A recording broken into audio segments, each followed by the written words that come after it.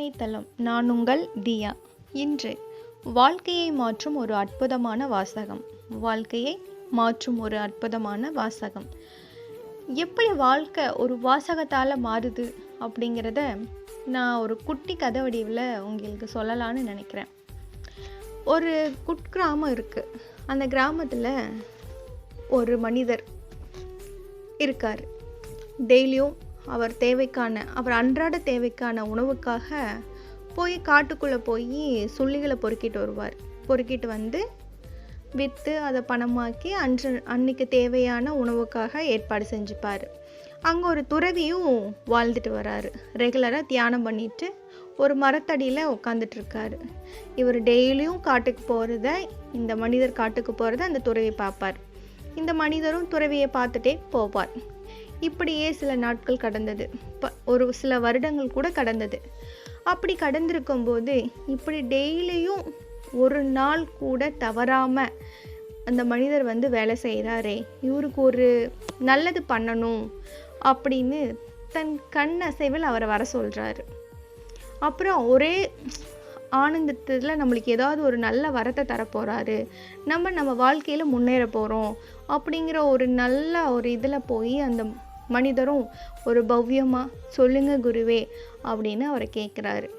அப்படி அவர் கேட்கும்போது அவர் சொல்கிறார், இன்னும் கொஞ்சம் முன்னேறி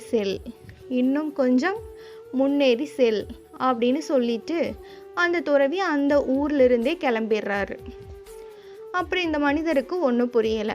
வீட்டுக்கு போயிடுறாரு. சுள்ளிகளை பொறுக்கிட்டு வீட்டுக்கு போயிட்டு அன்றண்ட தேவையை முடிச்சிடுறாரு. இரவில் தூங்கிட்டு இருக்காரு. அப்படி தூங்கிட்டு இருக்கும்போது அவருக்கு இந்த வார்த்தையே அவருக்கு காதில் ஒலிச்சிட்டே இருக்குது. இன்னும் கொஞ்சம் முன்னேறி செல் அப்படிங்கிற வார்த்தை மட்டும்தான் ஒலிச்சிட்டே இருக்குது. இது ஏதோ சொல்ல வருது, ஆனால் என்னன்னு தெரியலையே. சரி, ஓகே அப்படின்னு சொல்லிட்டு அடுத்த நாள் காட்டுக்கு போகிறாரு.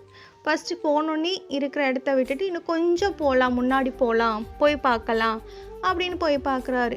இவர் மரத்தை வெட்டி அரைக்கி இது பண்ணுறது போக அங்கேயே கிளைகளெல்லாம் வெட்டப்பட்டு கிடக்குது. போய் கட்டிட்டு ஈஸியாக விற்றுட்டாரு. ஸோ அவருக்கு கொஞ்சம் ஹெல்ப்ஃபுல்லாக இருந்துச்சு அது. அடுத்த நாளும் சரி, ஓகே, இப்படி இன்றைக்கி போனோம், இன்னும் கொஞ்சம் முன்னாடி தான் போய் பார்க்கலாமே, என்னதான் இருக்கும் அப்படின்னு சொல்லிட்டு இன்னும் கொஞ்சம் காட்டுக்குள்ளே போய் பார்க்கலாம் அப்படின்னு காட்டோடு இன்னும் கொஞ்சம் முன்னாடி போகிறாரு. அப்படி போகும்போது விலை உயர்ந்த சந்தன மர கட்டைகள் எல்லாம் அவருக்கு கிடைக்குது. அப்போ அதே பொறுக்கிட்டு அவர் விற்கும்போது அவருக்கு இன்னும் நிறைய வருமானம் கிடைக்குது. அவர் வாழ்க்கை தரம் கொஞ்சம் உயருது. இதிலிருந்து என்ன தெரிஞ்சுக்கிறோம், நாம் இன்னும் கொஞ்சம் நம்ம முன்னேறி செல்லணும். நம்மளோட மைண்ட் லெவல்லிருந்து, நம்மளோட நிலையிலிருந்து இன்னும் அப்படின்னு நம்ம பறந்து விரிந்த அறிவை இன்னும் அப்படின்னு நம்ம குறுகலான ஒரு அறிவை வச்சுட்ருப்போம். அந்த அறிவை பறந்து விரிந்து இன்னும் போக தான் நம்மளோட வாழ்க்கை தரம் உயரும். இந்த மாதிரி அவர் பண்ணதுனால தான் அவரோட வாழ்க்கை தரம் உயர்ந்தது. இன்னும் கொஞ்சம் முன்னேறி செல், அந்த வார்த்தை அவரோட வாழ்க்கை தரத்தை உயர்த்தியது.